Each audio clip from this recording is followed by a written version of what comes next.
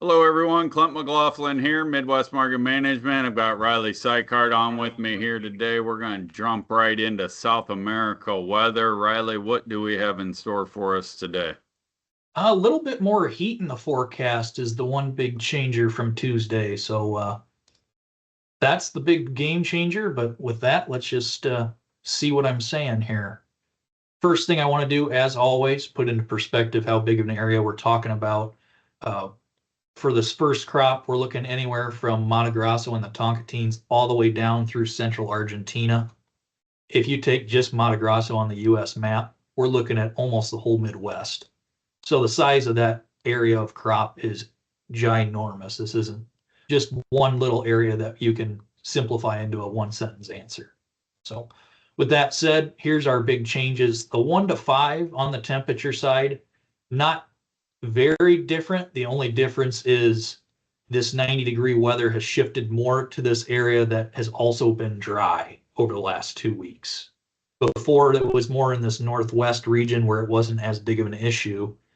Now this heat is starting to press in, and low 90s is not a big deal when you have rain.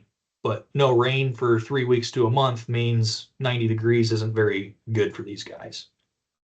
And the big 1 to 5 isn't making a big change. The 6 to 10 is showing it getting into mid to upper 90s in some of these regions, and all this heat is sticking around. It was originally supposed to dissipate, and this heat stain in the forecast definitely partially responsible to why we've had some strength in the market here this week. So, Yeah. Yeah, you combine that with the lower dollar and you actually have something to talk about. yep, finally making some fun things happen. It's been a lot of stagnant since what, last June for the corn market. But moving ahead here, last 2 weeks of rainfall. This is what I've mentioned. This region here in Argentina, one little blip did catch a little bit of rain. Everybody else still extremely dry. On the flip side, where Safrinha crop is being grown, Mato Grosso, especially this northwest half, got some heavier rains earlier this week now as well. So a lot of that first crop beans that are being picked right now, either guys are waiting to dry out a little bit or everybody's a full go. Those first crop beans are coming out at a pretty good rate, and I expect planting progress to progress pretty extreme over the next few weeks. Moving ahead, next 1 to 5, still very dry in that same region of Argentina. Southern Brazil starting to catch some more rains. This was starting to be a bit of an issue in this area and now starting to go away. So, other than Argentina, a lot of the weather risk is gone. 6 to 10 day now. Um, some rain in the forecast. I know a lot of people that I've read have mentioned huge rains coming for Argentina to help in that 6 to 10 day. I don't see them. I really don't. Yeah, yeah, and in Argentina, that's like huge rains coming in the US.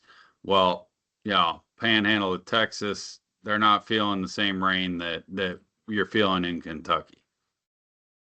Exactly. And for this, Buenos Aires down here is a big producer for Argentina. Yeah. Some of them are going to be getting some rain to help them out. So I'm not going to say it has no value in what people are saying. Some of it is, but a large amount of Argentina is not getting the rain that they need. So Yeah.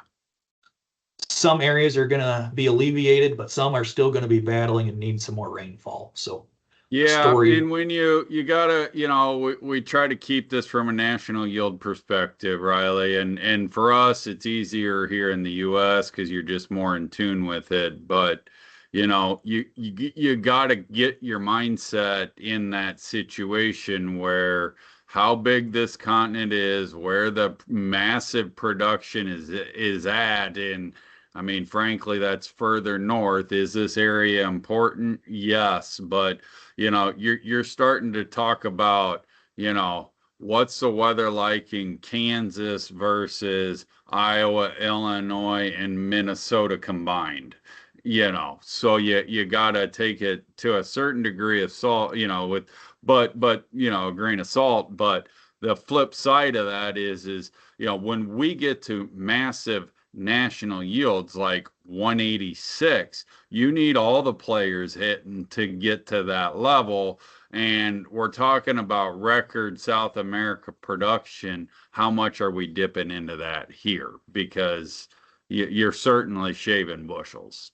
Yes, good question to ask. And like you mentioned too, the reason our markets aren't taking this a little bit more seriously is if this was the issue in Mato Grosso right now, I think we'd be seeing a lot bigger response than what we are. Because Yeah. that's your Iowa, your Illinois, especially Yeah, for safrinha corn. And while still important down here, that's not your I states. sure. So all that said here, one last thing, moving into the safrinha side of things. Mato Grosso and Goya's next 2 week temperatures in the 80s. I'm not going to spend any time on this. We've been looking at that pretty religiously. Yeah. Rainfall over the next over the next week as well. Rain is in the mix. Same thing here. Mato Grosso do Sul just to the south. Sao Paulo and Paraná, other decent safrinha sized regions. Temperatures are good. Rainfall is coming, which is something that they were in a bit of a need of. So in terms of safrinha, in about as good of a shape as they can to be starting, as long as bean harvest continues to progress. So all in all, that's all I got today, Clint. Sounds good, Riley. I appreciate you putting the maps together. Thanks to Marcus Weather Group for providing the maps and the mapping system. We should be back on here Tuesday to let you know how we get the week started out. Thanks a lot and have a great day. This material has been prepared by a sales or trading employee or agent of Midwest Market Management and is in the nature of a solicitation. This material is not a research report prepared by of Midwest Market Management Research Department. By accepting this communication, you agree that you are an experienced user of the futures markets, capable of making independent trading decisions, and agree that you are not and will not rely solely on this communication in making trading decisions. Distribution in some jurisdictions may be prohibited or restricted by law. Persons in possession of this communication indirectly should inform themselves about and observe any such prohibition or restrictions. To the extent that you have received this communication indirectly and solicitations are prohibited in your jurisdiction without registration, the market commentary in this communication should not be considered a solicitation. The risk of loss in trading futures and/or options is substantial, and each investor and/or trader must consider whether this is a suitable investment. Past performance, whether actual or indicated by simulated historical tests of strategies, is not indicative of future results. Trading advice is based on information taken from trades and statistical services and other sources that of Midwest Market Management believes are reliable. We do not guarantee that such information is accurate or complete, and it should not be relied upon as such. Trading advice reflects our good faith judgment at a specific time and is subject to change without notice. There is no guarantee that the advice we give will result in profitable trades.